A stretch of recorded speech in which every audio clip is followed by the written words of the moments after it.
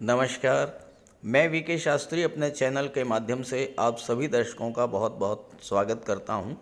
14 अक्टूबर 2023 भारतीय समय के अनुसार रात्रि 8:30 पर पूरे 199 वर्ष के बाद एक अत्यंत दुर्लभ विलक्षण संयोग बन रहा है आपके जीवन में। वर्ष 2023 का दूसरा सूर्य ग्रहण लगने जा रहा है 14 अक्टूबर को, लेकिन इस बार का सूर्य ग्रहण बिल्कुल अलग और विलक्षण है। सूर्य ग्रहण और चंद्र ग्रहण उन्हीं राशियों में लगते हैं जिन राशि में राहु और केतु का गोचर होता है, लेकिन इस बार जो सूर्य ग्रहण लगने जा रहा है उसमें सूर्य का गोचर तो कन्या राशि में है, लेकिन केतु तुला राशि में है और सूर्य ग्रहण लग रहा है कन्या राशि में। ये सूर्य ग्रहण इतना महत्वपूर्ण है कि 6 राशियों की किस्मत चमकाने वाला है। कुबेर के धन के भंडार पर बैठाने वाला होगा ये सूर्य ग्रहण, क्योंकि ग्रहों का इतना अद्भुत संयोजन पहली बार देखने को मिल रहा है। अगर आपने इस दिन सूर्यदेव का उपाय कर लिया और सूर्यदेव आपसे प्रसन्न हो गए तो आपके रोग, शोक, कष्ट सब दूर करने आ रहे हैं इस ग्रहण के पश्चात। सूर्य ग्रहण का हमारे जीवन में बहुत ही महत्व है। सूर्य ग्रहों के राजा हैं। सूर्य के कारण ही इस धरती पर जीवन है। ज्योतिषी दृष्टि से सूर्य आत्मा, जीवन, मान सम्मान, पद प्रतिष्ठा और पिता के कारक होते हैं। सूर्य जब कुंडली में उच्च के होते हैं, बलवान होते हैं, तो हमारे जीवन को भी राजा के समान बना देते हैं। वैज्ञानिक दृष्टि से सूर्य ग्रहण वो समय होता है जब पूरे ब्रह्मांड में कई तरह की घटनाएं घटित हो रही होती हैं।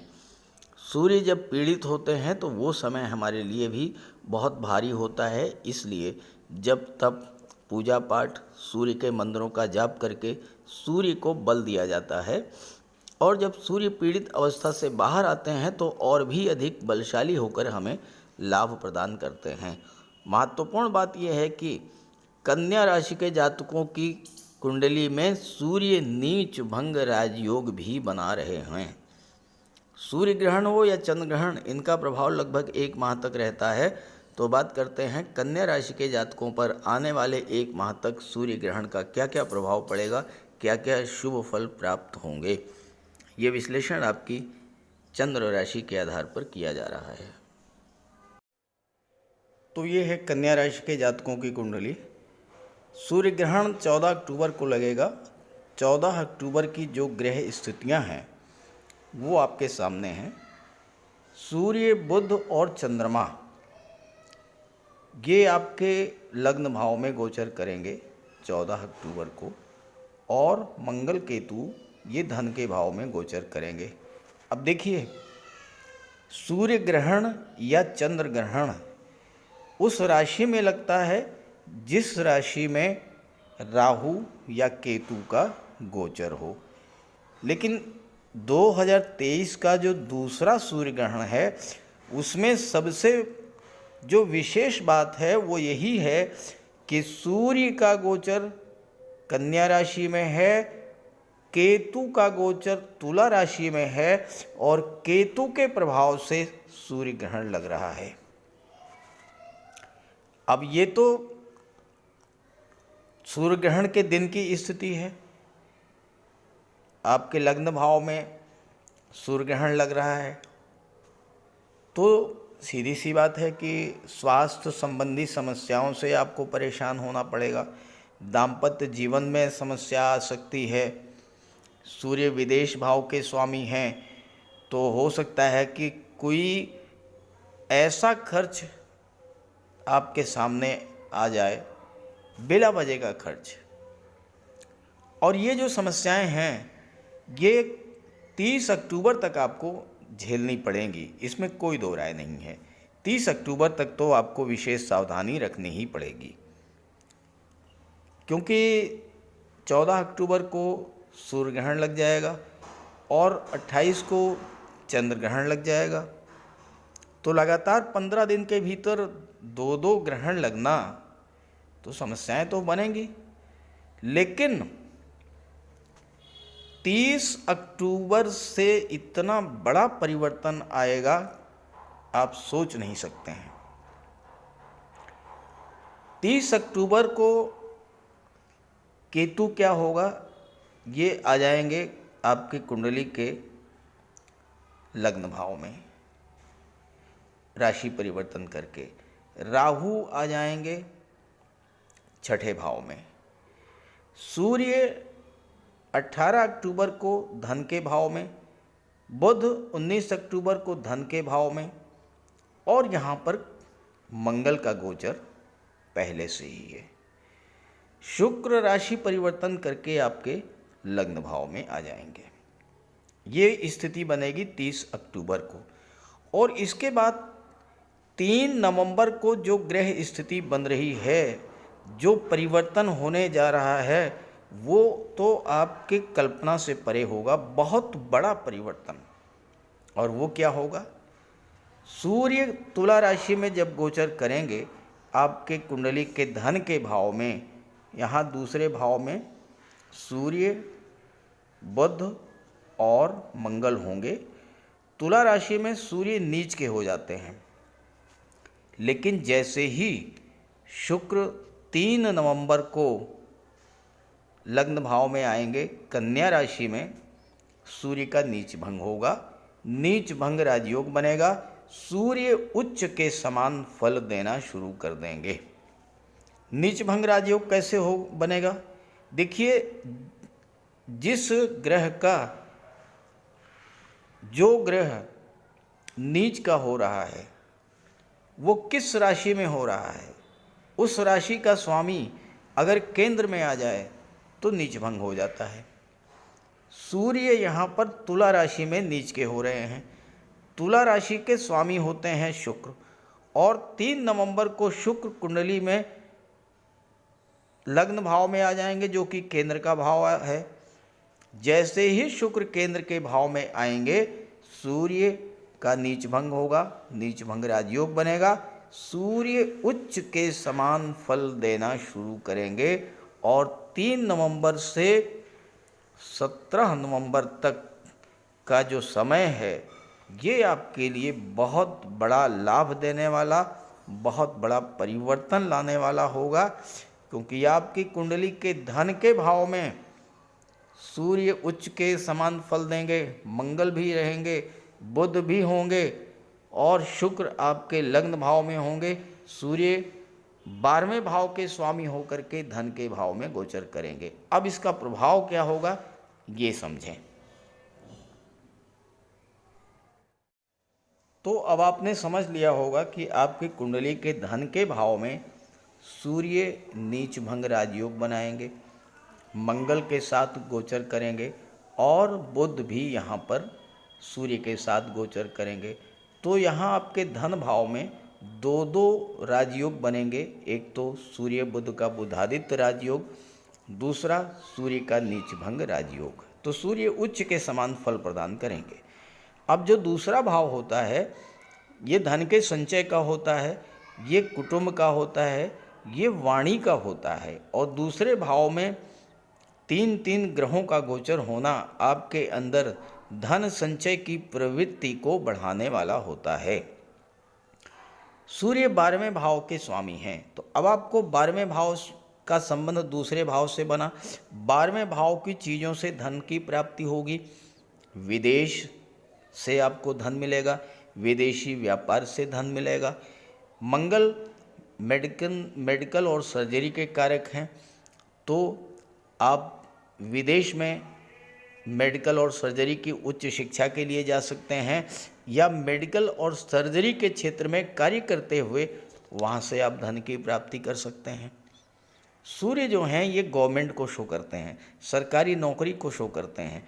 सूर्य धन के भाव में बैठेंगे तो आपको सरकारी नौकरी से, सरकारी प्रोजेक्ट से, किसी सरकारी योजना से आपको धन का लाभ मिलेगा। लाभ के भाव के स्वामी चंद्रमा हैं, चंद्रमा सूर्य के मित्र हैं। तो इस समय आपका मन जो है, चंद्रमा क्या है, हमारा मन है, आपका मन ज़्यादा से ज़्यादा धन अर्जित करने में और धन के संचय में मिलेगा। आप अपने बुद्धि बल से, अपने पराक्रम पुरुषार्थ से चूँकि मंगल तीसरे भाव के स्वामी हैं जो कि पराक्रम पुरुषार्थ को भी शो करता है, आप अपने ज्ञान, बुद्धि, विवेक और प्रशासनिक क्षमता के बल पर ज़्यादा से ज़्यादा धन अर्जित करेंगे। और चूँकि अष्टम भाव में गोचर कर रहे देवगुरु बृहस्पति की दृष्टि भी पड़ेगी जो कि धन के कारक होते हैं, तो आप धन संचित करेंगे। दूसरी बात, यहाँ पर बुध गोचर करेंगे जो कि आपकी कुंडली के दशम के स्वामी हैं और देवगुरु सप्तम के स्वामी हैं। सप्तम व्यापार का होता है, दशम आपका कैरियर होता है। तो आपको अपने व्यापार व्यवसाय से भी धन प्राप्त होगा। आप जो भी कार्य कर रहे हैं वहाँ से भी आपको धन की प्राप्ति होगी। यहाँ पर सूर्य की दृष्टि अष्टम भाव पर पड़ेगी तो आपको गुप्त धन की प्राप्ति हो जाएगी। शुक्र आपकी कुंडली के भाग्य भाव के स्वामी होकर के लग्न में गोचर कर रहे हैं और शुक्र के प्रभाव से ही सूर्य का नीच भंग हो रहा है। शुक्र धन भाव के स्वामी हैं। धन का कारक ग्रह धन भाव का स्वामी होकर के जब लग्न में बैठेगा तो फिर आपको धन की प्राप्ति तो होनी ही है। कैसे नहीं होगी धन की प्राप्ति? धन का कारक ग्रह बैठा हुआ है आपके लग्न में और धन भाव का स्वामी होकर के साथ ही साथ भाग्य भाव का भी स्वामी है शुक्र, तो भाग्य भी साथ देगा। शुक्र जैसा ग्रह अगर भाग्य भाव का स्वामी हो जाए तो फिर भाग्य की उन्नति तो होनी ही है, भाग्य का सपोर्ट तो मिलना ही है। यहाँ पर शनि का भी बहुत बड़ा रोल रहेगा आपके जीवन में, क्योंकि शनि छठे भाव में जब गोचर करेंगे तो रोग, ऋण और शत्रु, इनसे तो आपको मुक्ति दिला देंगे। शनि कर्म के कारक हैं। नौकरी छठे भाव से देखी जाती है, नौकरी का भाव होता है छठा भाव, कंपटीशंस का भाव होता है। और बुध जो कि मित्र हैं शनि के, वो दशम के स्वामी हैं। तो नौकरी का संबंध कैरियर से बन रहा है, नौकरी मिलने का भी योग बन रहा है इस समय। बस एक चीज़ का ध्यान रखना है आपको कि मंगल धन के भाव में हैं, गुरु की दृष्टि पड़ रही है, गुरु चौथे भाव के स्वामी हैं। भूमि, भवन, प्रॉपर्टी, इन सब का लाभ तो मंगल आपको दिला देंगे, लेकिन मंगल की दृष्टि अष्टम पर पड़ना और अष्टम का स्वामी होना, ये आपके लिए चोट, चपेट, एक्सीडेंट, दुर्घटनाएं, इन सब चीज़ों के कारक बनते हैं। ब्लड संबंधी रोगों के कारक बनते हैं। तो जल्दबाजी में वाहन न चलाएं, वाहन चलाते समय बहुत सावधानी बरतें। साथ ही साथ आग और बिजली से भी बच करके रहें। और मंगल और सूर्य दो ग्रह ऐसे हैं जो कि अग्नि तत्व ग्रह हैं। आपके अंदर क्रोध, अहंकार, ईगो ये बढ़ सकता है, क्योंकि दूसरा भाव वाणी का है, दूसरा भाव परिवार का है। तो आपकी वाणी के कारण, क्रोध के कारण परिवार के अंदर बिखराव की स्थिति भी बन सकती है। इससे आपको थोड़ा सावधान रहना होगा। और दूसरी बात, मंगल की दृष्टि, चौथी दृष्टि जो है वो कुंडली के पंचम पर पड़ेगी। पंचम भाव संतान का होता है, तो गर्भवती माताओं को भी विशेष सावधानी बरतनी होगी। हालांकि मंगल की दृष्टि चौथी दृष्टि पंचम पर पड़ना छात्रों के लिए बहुत अच्छा रहेगा। परिश्रम करने की क्षमता बढ़ेगी, कॉन्फिडेंस लेवल आपका बढ़ेगा, आपके अंदर एक नई ऊर्जा का संचार होगा, सफलता मिलेगी। लेकिन गर्भवती माताओं के लिए सावधानी बरतनी होगी और वाहन चलाते समय सावधानी बरतनी होगी। तो अब बात कर लेते हैं कि सूर्य ग्रहण के समय आपको क्या क्या सावधानियां बरतनी हैं, क्या क्या उपाय करने हैं। चलिए अब बात कर लेते हैं सूतक काल, उपाय और सावधानियों के बारे में। विश्व में जहाँ जहाँ पर सूर्य ग्रहण दिखाई पड़ेगा वहाँ पर प्रातः 8:30 बजे से सूतक काल मान्य होगा।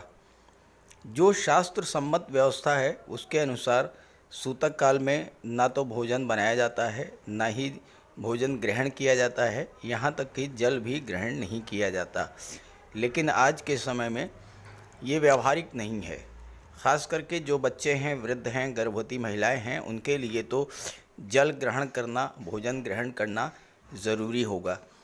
ऐसे में बेहतर ये है कि सूतक काल से पूर्व भोज्य पदार्थों में जल में तुलसी के पत्ते डाल करके रखें। बाहर निकलना हो तो तुलसी के पत्ते जेब में रख करके निकलेंगे। जहाँ तक सूर्य ग्रहण की बात है, सूर्य ग्रहण तो रात्रि 8 साढ़े 8 बजे के बाद शुरू होगा, तो बेहतर ये है कि 8:30 से पहले ही भोजन बना लें, ग्रहण कर लें। और अगर बाद में भोजन ग्रहण करना है तो तुलसी के पत्ते डाल करके रख दें और उसके बाद ग्रहण करें। हाँ, ये ज़रूर करें कि सूतक काल और ग्रहण के दौरान देवी देवताओं की मूर्ति को स्पर्श न करें, बाल नाखून न काटें और सूर्य देव के मंत्रों का जाप करते रहें। गायत्री मंत्र, आदित्य हृदय स्तोत्र का पाठ करें। मंदिर के कपाट बंद कर दें। गर्भवती माताओं को विशेष सावधानी रखनी होगी। सूर्य ग्रहण को देखने से बचें, घर से बाहर ना निकलें। बहुत ज़रूरी है तो तुलसी के पत्ते साथ रख कर के निकलें। कैंची, सुई, पिन, धारदार वस्तुओं का प्रयोग ग्रहण के दौरान न करें। प्रयास करें कि 8:30 बजे से पहले भोजन कर लें और ग्रहण के दौरान भगवान शिव का ध्यान करें, सूर्यदेव की उपासना करें, गायत्री मंत्र का पाठ करें, आदित्य हृदय स्तोत्र का पाठ करें। ये सब उपाय आप करेंगे तो ग्रहण का कोई विशेष प्रभाव आप पर नहीं पड़ेगा। तो ये जानकारी, ये वीडियो आपको अच्छा लगा हो तो अपने साथियों को, मित्रों को भी शेयर कर दीजिएगा। नमस्कार।